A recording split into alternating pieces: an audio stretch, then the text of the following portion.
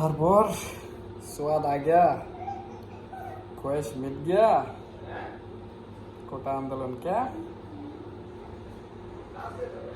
পৃথিবীতে আজ পর্যন্ত কোনো আন্দোলন চাটুকারিতা কইরা সফল হয় না। চাটুকারিতা কইরা পৃথিবীতে আজ পর্যন্ত এরকম কোনো নজির নাই যে চাটুকারিতা কইরা আন্দোলন সফল হয়েছে। আন্দোলন যখন শুরু হয়েছে তখন দেখছি আন্দোলনের চাটুকারিতা। তো এখন তো সেই মজা লাগতেছে, যাই হোক, যদিও বেদনাদায়ক, কষ্টদায়ক। ডিউ সহ সব জায়গায় দেখলাম নিউজ, আসলে মেনে নেওয়া যায় না, কিন্তু এটাই হওয়ার ছিল, এটাই হবে, এটাই নিউজ ছিল, লিখিত ছিল। আন্দোলন কোনোদিনও চাটুকারিতা করে আন্দোলনের সফলতা আসে না।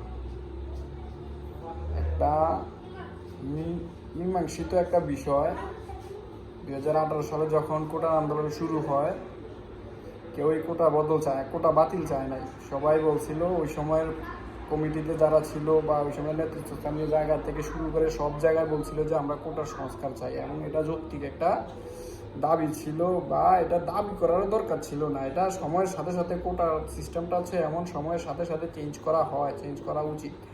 কিন্তু এটার পিছনে যে কত বড় বিজনেস লুকায় আছে, এটার পিছনে যে কত জিনিস লুকায় আছে, এগুলা তো আর আসলে যারা বিহাইন্ড দ্য সিনের লজিক বোঝে না বা বিহাইন্ড দ্য সিন কখনো থিঙ্কিং করে না, তারা এগুলো বুঝবে না। তো এটা সময়ের সাথে সাথে কোটা সংস্কার করা জরুরি ছিল, এই জন্য পোলাপান আন্দোলন করছে। কিন্তু ওই সময় কি করছে, ঘাটতেরামি কইরা কোটা বাতিল করে দিচ্ছে। ওই সময় তাইকে এটা মোটামুটি মানে ছিল যে এটা আবারও আসবে, ঘুরে ফিরে, যাই হোক আসছে।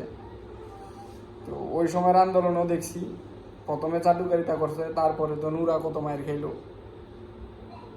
তারপরে নুরা মুড়া গেছে, এখন নতুন করে আবার কমিটি আসছে। এরা দেখলাম, মনে করেন যে মানবতার আব্বুর ফটো নিয়ে খুব সুন্দর আন্দোলন করতেছে, শান্তিপূর্ণ আন্দোলন করতেছে। তখন হাসতেছিলাম যে আসলে এইভাবে কি আন্দোলন করলে আদৌ হবে? যে জিনিসটা মীমাংসিত জিনিস আবার কিভাবে চলে আসলো সামনে। বাংলাদেশের হাইকোর্টের এত হ্যাডম হয়ে গেছে যে হাইকোর্ট নিজেরা আবার এটারে জিন্দা করে ফেলছে, এটাকে আবার সব ওকে পুনরায় আগের জায়গায় নিয়ে আসছে। হাইকোর্টের এত বড় হ্যাডাম হয়ে গেছে। হাইকোর্টের সুপ্রিম কোর্টের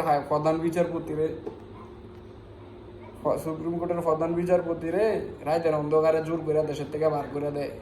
আর এই দেশের হাইকোর্ট নাকি সরকারের নির্ধারণ করা কোটা বা বাতিল করা কোটারা আবার হাইকোর্টে নিয়ে আসছে পুনরায়। হাইকোর্টের এত বড় হ্যাডম হয়ে গেছে। এটা কারা আনছে, কেন আনছে, এটা তারা ভালো করে জানে। আর যারা একটু বিহাইন্ড দ্য সিনের পলিটিক্স বোঝেন, বিহাইন্ড দ্য সিনের খোঁজখবর রাখে, তারা ভালো করে জানে। সুতরাং এই জিনিসগুলো যে দেখতেছি, এগুলো তো মানে খারাপ লাগে আসলে। যে আজকালকার মনে করেন যে কি জানি, কাল রাতে কিটা ভাইরাল হলো, তুমি কে আমি কে, রাজাকার চিন্তা করেন। মানে এখন কথা বললেই রাজাকার, কথা বললেই দেশটা চলে যাও। দেশটা হচ্ছে মানবতার আম্মু আর মানবতার আম্মু, ঠিক আছে? আমার চাটুকারিতা করতে করতে এমন অবস্থা হয়েছে, না যায় জিনিসটা বানাই দিছে মানবতার আব্বু আম্মু, না যায় জিনিসটা বানাই দিছে। তো কথা হচ্ছে, দুনিয়াতে কোনো আন্দোলনই চাটুকারিতা করে সফল হয় নাই, চাটুকারিতা করে কোনোদিন সফল হতে আসবেও না। সুতরাং এটা হওয়ারই ছিল। কথা হচ্ছে, খারাপ লাগে দেখতে। এই যে সিনগুলা দেখলাম, আসলে মনেতে কষ্ট লাগছে। এই যে পোলাপানগুলা মেয়েদেরকে কি পরিমাণ অত্যাচারটা করছে, কি পরিমাণ মারছে, দুঃখজনক। যাই হোক, মূল মেসেজ হচ্ছে, জীবনে চাটুকারিতা করা যাবে না। সোজা হিসেব, চাটুকারিতা করলে আজ না হোক কাল এটা গায়ের উপরে আসবে। এটাই বাস্তবতা, এটাই সত্য। নিজের গায়ের উপরে আসবেই বা চাটুকারিতা করে আন্দোলন শুরু করছে। এখন দিচ্ছি রামদোলাই, খাও আর কি। চাটুকারিতা করো বেশি বেশি, আর রামতলায় খাও, আর মানবতার আব্বু আব্বুর জয় গান গাও। জয় মানবতার আব্বু, জয় মানবতার আব্বু।